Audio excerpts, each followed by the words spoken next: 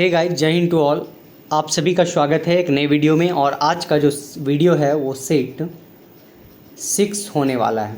इससे पहले 5 सेट करा दिया गया है और वो अगर यदि आप लोग नहीं देखे हैं तो आप चैनल पर जाकर प्लेलिस्ट में जाएं और वहां से आप प्रीवियस वीडियो को देख सकते हैं। JSSC CGL 2023 प्लेलिस्ट का नाम है, आप वहां से देख सकते हैं। चलिए तो करते हैं वीडियो को स्टार्ट। आज के वीडियो में हम देखेंगे पेपर 3 के 3 सेक्शन, यानी सामान्य अध्ययन, सामान्य विज्ञान और झारखंड से संबंधित प्रश्न। ये 3 सेक्शन को अभी हम लोग देख रहे हैं और कंप्यूटर के ज्ञान के लिए अलग से वीडियो बनाया जा रहा है, तो आप उसको भी ज़रूर देखें। सबसे पहला प्रश्न है, बुद्धू भगत का चोरैया के जमींदार परिवार के भुनु सिंह के साथ किस बात को लेकर मतभेद हुआ था? तो इस प्रश्न का सही जवाब हो जाएगा जनेऊ धारण। अगला प्रश्न है, झारखंड में निम्न में से कौन सी जनजाति सबसे प्राचीन है? तो झारखंड की सबसे प्राचीन जनजाति ऑप्शन ए सही जवाब हो जाएगा असुर। अगला प्रश्न है, संथाल समुदाय में भगदो प्रजा शब्द किसके लिए प्रयोग किया गया है? सही जवाब है ऑप्शन ए वरिष्ठ सज्जन। अगला प्रश्न है, ढोकलो सोहोर का कार्यकाल कितने वर्षों का होता है? तो इस प्रश्न का सही जवाब हो जाएगा ऑप्शन बी यानी 3। अगला प्रश्न है, झारखंड में मानसून का प्रवेश प्रायः कब होता है? प्रश्न का सही जवाब है ऑप्शन सी 10 जून से। उत्तरी कोयल किसकी सहायक नदी है? तो ये प्रश्न का सही जवाब हो जाएगा ऑप्शन नंबर सी सोन का। अगला प्रश्न है, पंचेत बांध 1959 ईस्वी में किस नदी पर बनाया गया है? तो इस प्रश्न का सही जवाब हो जाएगा ऑप्शन नंबर डी दामोदर व बराकर के संगम पर। अगला प्रश्न है, पंचघाघ जलप्रपात किस जिले में स्थित है? तो इस प्रश्न का सही जवाब हो जाएगा ऑप्शन नंबर ए खूंटी में। अगला प्रश्न है, अनुसूचित जनजाति की जनसंख्या झारखंड के किस जिले में सबसे कम है? तो सही जवाब हो जाएगा ऑप्शन नंबर बी यानी कोडरमा। अगला प्रश्न है, प्रजातीय तत्व के आधार पर झारखंड के जनजातियां किस वर्ग से संबंधित है? सही जवाब हो जाएगा option number A proto Australoid. अगला प्रश्न है, झारखंड में किन जिलों में 26 जनवरी 1930 को पूर्ण स्वाधीनता दिवस मनाया गया? तो इस प्रश्न का सही जवाब हो जाएगा ऑप्शन नंबर डी झारखंड के सभी जिलों में। कौन सा दिवस मनाया गया? पूर्ण स्वाधीनता दिवस मनाया गया। अगला प्रश्न है, किस विद्रोह को गंगा नारायण हंगामा भी कहा जाता है? गंगा नारायण हंगामा किस विद्रोह को कहा जाता है? तो इस प्रश्न का सही जवाब हो जाएगा ऑप्शन नंबर डी यानी भूमिज विद्रोह को। अगला प्रश्न है, जयपाल सिंह मुंडा ने किस संगठन की स्थापना की? सही जवाब हो जाएगा ऑप्शन नंबर ए आदिवासी महासभा। अगला प्रश्न है, झारखंड पार्टी का विलय निम्न में से किस पार्टी में किया गया? तो इस प्रश्न का सही जवाब है सी कांग्रेस में। अगला प्रश्न है, छोटा नागपुर संथाल परगना स्वशासी विकास परिषद का गठन कब हुआ था? तो इस प्रश्न का सही जवाब हो जाएगा ऑप्शन बी 1971 में।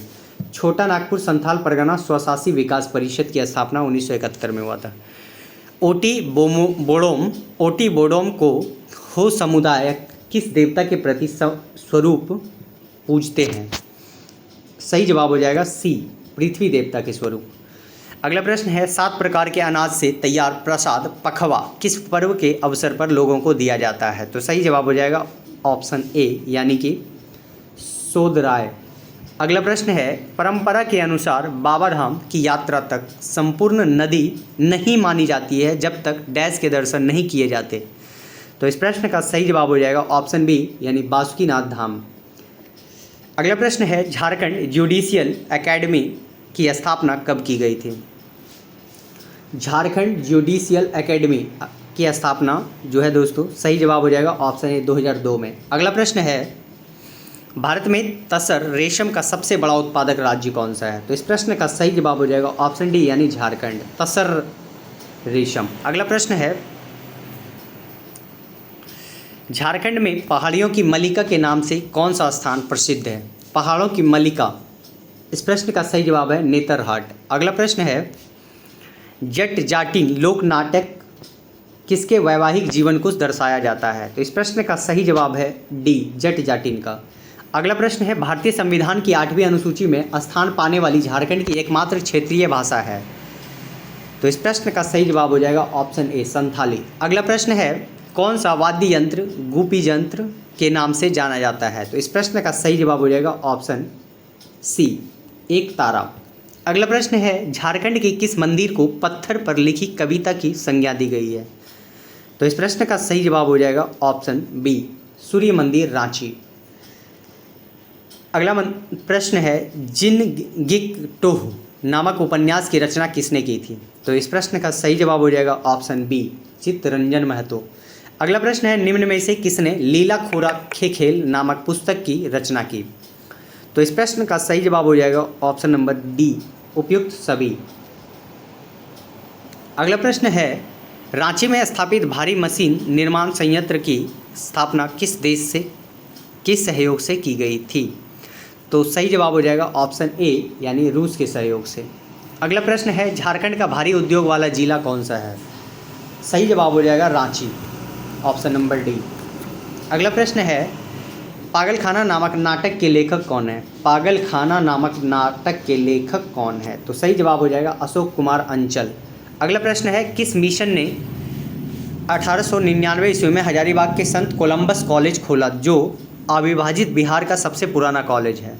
सही जवाब हो जाएगा ऑप्शन सी यानी डबलिन यूनिवर्सिटी मिशन।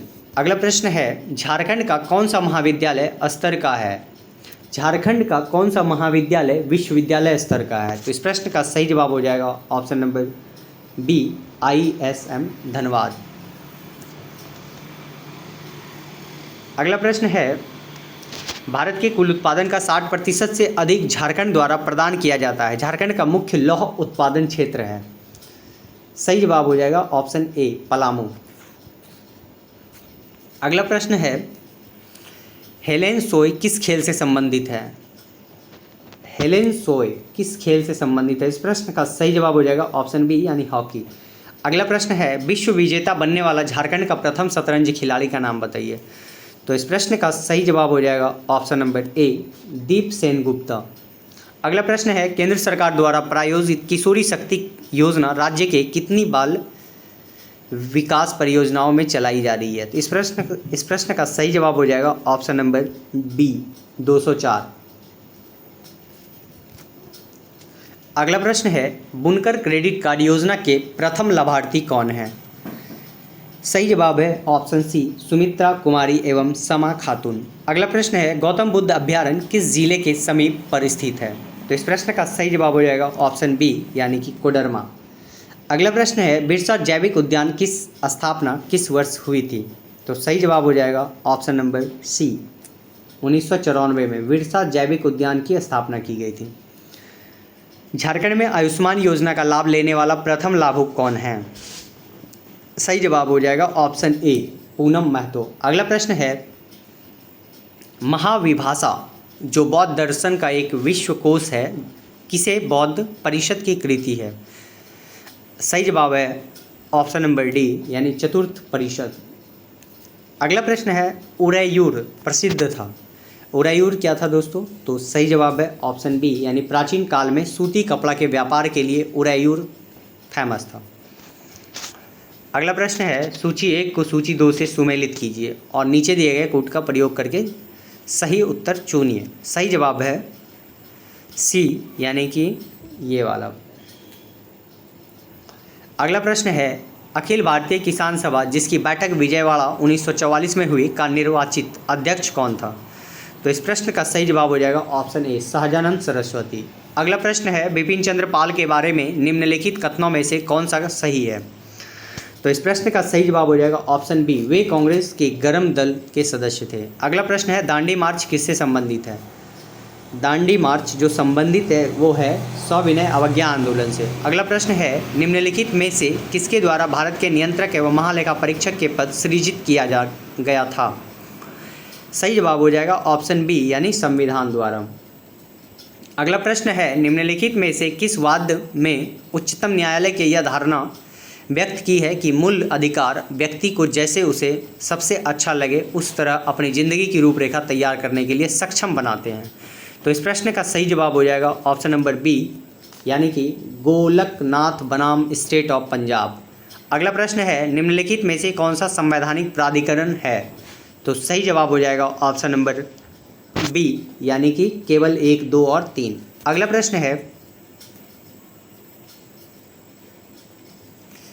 भारतीय संसद की लोक लेखा समिति के अध्यक्ष कौन मनोनीत करता है? लोक लेखा समिति के अध्यक्ष को कौन मनोनीत करता है? तो सही जवाब हो जाएगा ऑप्शन नंबर ए, यानी लोकसभा का अध्यक्ष। अगला प्रश्न है भारत में निम्नलिखित राज्यों के बनने की सही कालानुक्रम की पहचान कीजिए और कूट से सही चुनिए। अगला सही जवाब है ऑप्शन बी, यानी कि 1, 3, 2, 4। अगला प्रश्न है निम्नलिखित कथनों में से कौन सा एक सही नहीं है? तो सही जवाब हो जाएगा ऑप्शन सी, यानी कि विंध्यन बलत पर्वत के उदाहरण हैं। अगला प्रश्न है गंगा नदी की एकमात्र सहायक नदी जिसका उद्गम मैदान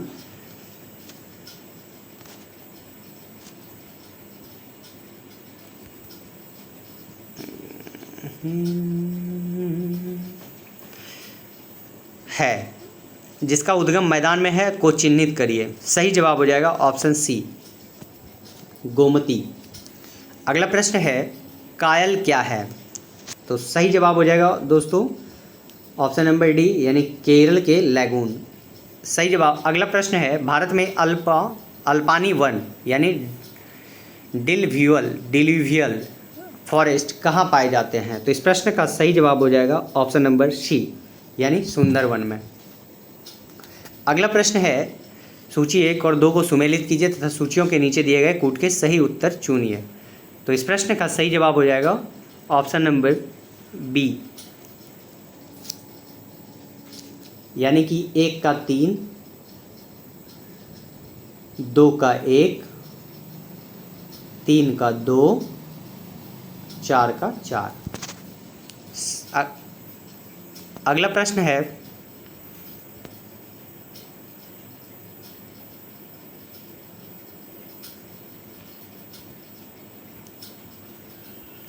संचालन अधिशेष उत्पन्न नहीं होता है।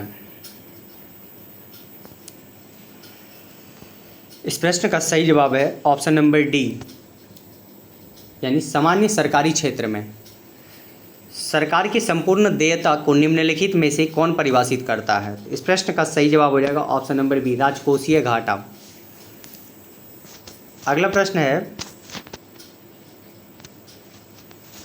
इंदिरा गांधी स्वर्ण कप का संबंध निम्नलिखित में से किस खेल से है? तो इस प्रश्न का सही जवाब हो जाएगा ऑप्शन नंबर बी, यानी अंतर्राष्ट्रीय हॉकी प्रतियोगिता से। अगला प्रश्न है निम्नांकित में से किसे सुमेलित नहीं है? तो इस प्रश्न का सही जवाब हो जाएगा option number D, Rajiv Gandhi कर्मभूमि। अगला प्रश्न है हार्ट ऑफ इंडिया पुस्तक किसने लिखी है? हार्ट ऑफ इंडिया, इस प्रश्न का सही जवाब है ऑप्शन बी, मार्क तुली ने। अगला प्रश्न है निम्नांकित भारतीयों में से किसे विशिष्ट ऑस्कर सम्मान प्रदान किया गया था? तो इस प्रश्न का सही जवाब हो जाएगा ऑप्शन नंबर सी, सत्यजीत रे।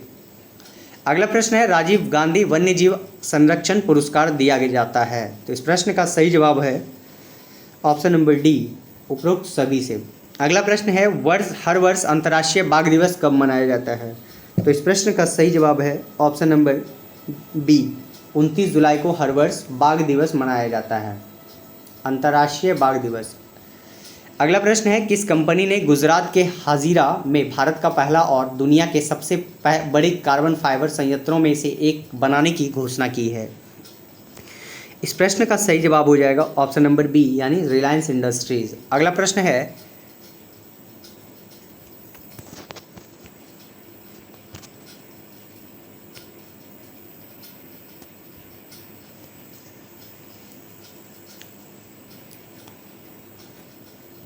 भारत की भीम यूपीआई को अपनाने वाला पहला पड़ोसी देश कौन है? तो इस प्रश्न का सही जवाब है भूटान। अगला प्रश्न है प्रधानमंत्री नरेंद्र मोदी ने किस राज्य में होमी भाभा कैंसर अस्पताल और अनुसंधान केंद्र का उद्घाटन किया? सही जवाब हो जाएगा ऑप्शन बी, यानी पंजाब में। अगला प्रश्न है भारत में खादी प्राकृतिक पेंट के ब्रांड एम्बेसडर कौन है? इस प्रश्न का सही जवाब हो जाएगा नितिन गडकरी। अगला प्रश्न है विदेशी व्यापार नीति 2023 का लक्ष्य 2030 तक भारत के माल और सेवाओं के निर्यात को बढ़ावा देना है। तो इस प्रश्न का सही जवाब हो जाएगा ऑप्शन नंबर बी, यानी 2 बिलियन अमेरिकी डॉलर।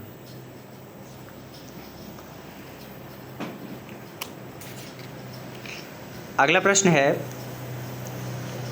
विश्व की पहली वैदिक घड़ी का निर्माण किस शहर में किया गया? विश्व की पहली वैदिक घड़ी का निर्माण किस शहर में किया जा रहा है? तो इस प्रश्न का सही जवाब हो जाएगा ऑप्शन नंबर बी, उज्जैन में। इस प्रश्न का सही जवाब है उज्जैन। अगला प्रश्न है सामान्य विज्ञान का प्रश्न शुरू होता है, नव आविष्कृत उच्च ताप अतिचालक है। तो इनमें से सही जवाब हो जाएगा option number C, ceramic oxides. क्या दोस्तों? Ceramic oxides. अगला प्रश्न है इनमें से किसे न तो बनाया जा सकता है और न ही नष्ट किया जा सकता है? इस प्रश्न का सही जवाब हो जाएगा ऑप्शन नंबर ए, यानी कि ऊर्जा।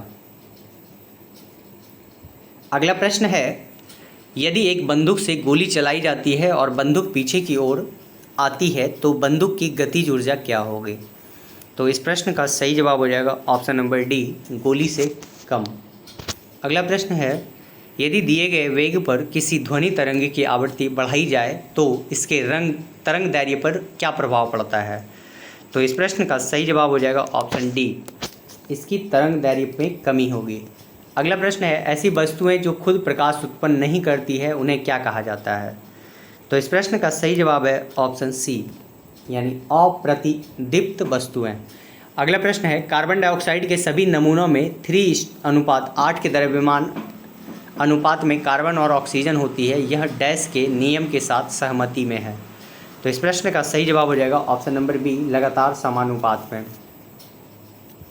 अगला प्रश्न है धातुओं की पहली पतली चादरों के रूप में परिवर्तित किए जाने की क्षमता को क्या कहा जाता है? तो इस प्रश्न का सही जवाब हो जाएगा ऑप्शन नंबर डी, यानी आघातवर्धनीयता। अगला प्रश्न है द्रव्य की ठोस में परिवर्तन की प्रक्रिया को क्या कहा जाता है? तो इस प्रश्न का सही जवाब हो जाएगा ऑप्शन नंबर सी, हिमीकरण। द्रव्य के ठोस में परिवर्तन होने की प्रक्रिया को हिमीकरण कहते हैं। अगला प्रश्न है निम्नलिखित धातुओं में से सबसे अधिक प्रतिक्रियाशील है? तो सबसे अधिक प्रतिक्रियाशील धातु जो है दोस्तों वो कैल्शियम होता है। तो इस प्रश्न का सही जवाब हो जाएगा कैल्शियम। अगला प्रश्न है लोहा जो कि गुणों में कोबाल्ट और निकेल जैसा होता है को इन तत्वों से बहुत दूर रखा गया है, यह किसकी कमियों में से एक था?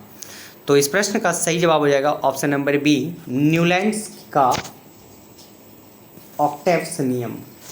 अगला प्रश्न है वृक्षों में सामग्री के परिवहन के सहायक ऊतकों को क्या कहा जाता है? तो इस प्रश्न का सही जवाब हो जाएगा ऑप्शन बी, संवहनीय ऊतक। अगला प्रश्न है